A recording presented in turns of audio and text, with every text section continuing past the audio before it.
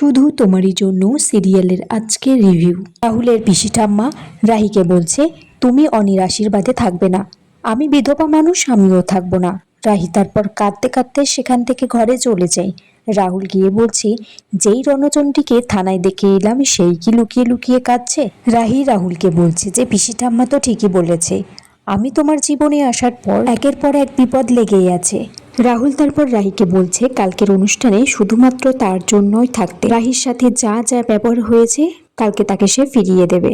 রাহি বলছে এরকম কিছু না করতে, কারণ আর তো কিছু দিনের ব্যাপার, তারপর তো রাহি থাকবেই না এখানে, কি দরকার একদিনের জন্য যুদ্ধ করে। রাহি এদিকে রেডি হয়ে নিচে এসেছে অফিস যাবে বলে। প্রদীপের মুখটা উল্টো করে থাকলে সে ঠিক করে দিতে চাইলে পিসি ঠাম্মা বলছে যে তুমি অপয়া, যাও অফিসে যাও, যাও কলেজে চলে যাও। রাহি তারপর রাহুলকে মেসেজ করে দেয় সে কলেজে বেরিয়ে যাচ্ছে, তার জন্য যেন বাড়িতে কারোর সাথে খারাপ ব্যবহার না করে। তিতলি এদিকে অনিকে বলছে যে তাড়াতাড়ি গুছিয়ে নিতে, বাথরুমের জানালা দিয়ে তাকে পালাতে হবে। হ্যারির কাছে ফোন করে বলছে যে অনি যাচ্ছে নিশ্চয়ই এই আশীর্বাদটার জন্য, কিন্তু ওর মুখ দেখে মনে হচ্ছে ও একদম ভালো নেই। তিতলি মনে মনে ভাবছে যে আর কিছুক্ষণের অপেক্ষা, তারপরে দিদিভাই তোর পুরো পৃথিবীটাই ওলট পালট হয়ে যাবে। রাহি এদিকে কলেজে বসে আছে, তার মনে পড়ছে পিসি ঠাম্মা তাকে কি কি বলেছে। তখন রাজীব রায় চৌধুরী রাহিকে ফোন করে বাড়িতে যেতে বললে রাহি বাড়িতে যেতে চাইছে না। রাহুলের বাবা বলছে রাহিকে যে এই বাড়িতে তোরও সমান অধিকার আছে রাহিমা, কোনো কথা শুনতে চাই না, তুই বাড়িতে চলে আয়। রাহি এদিকে কলেজ থেকে বেরিয়ে রাস্তা দিয়ে হেঁটে বাড়ি যাচ্ছে, তখনই অনি ব্যাগ নিয়ে বেরিয়ে গেছে।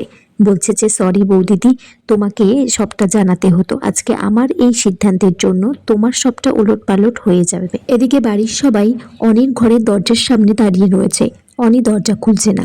দরজা খুলে ভিতরে গিয়ে দেখে অনি সেখানে নেই। রাহুল একটা চিঠি পায় যেখানে লেখা আছে যে অনি এই বিয়েটা করতে চায় না, তাই সে বাড়ি থেকে চলে গেছে। তারপর আকাশের মা বাবা জানতে পেরে বলে যে এই বিয়ে কিছুতেই এই বিয়ে হবে না, এই আশীর্বাদও হবে না।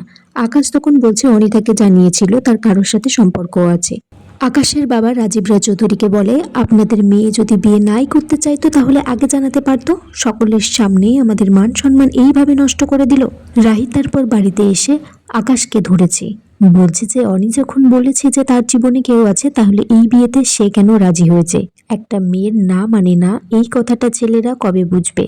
রাহুলের মা তারপর রাহিকে বলে যে অনি আর হ্যারিকে পালাতে তুমি সাহায্য করেছো। রাহিকে বলে যে তুমি তো সবটাই আগে থেকে জানতে।